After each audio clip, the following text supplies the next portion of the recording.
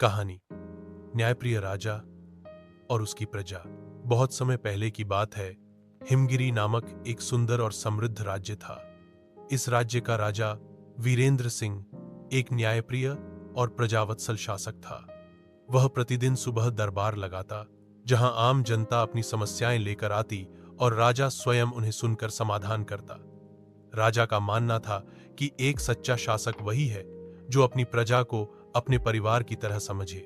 राजा वीरेंद्र सिंह ने राज्य में कई सुधार किए। उसने अनाज का भंडार बनवाया ताकि अकाल के समय कोई भूखा न सोए। गांव में कुएं और तालाब खुदवाए जिससे हर समय जल उपलब्ध रहे।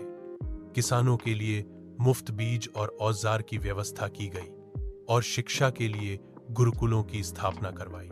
एक बार की बात है, राज्य में एक व्यापारी ने गरीब किसानों की जमीन धोखे से हथिया ली।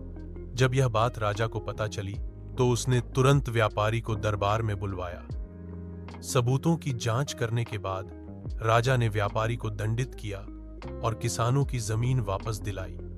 यह देख पूरी प्रजा में राजा के प्रति और भी श्रद्धा बढ़ गई।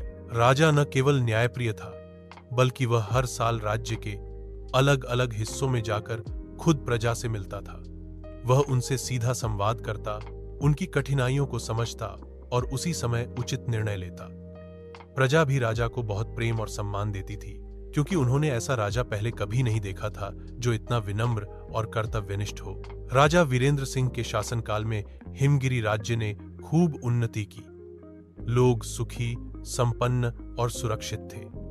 आज भी लोग उस राजा को याद करते हैं जो केवल ताज और सिंहासन का अधिकारी नहीं, बल्कि दिलों पर राज करने वाला सच्चा नायक था। सीख: एक सच्चा राजा वही होता है जो अपनी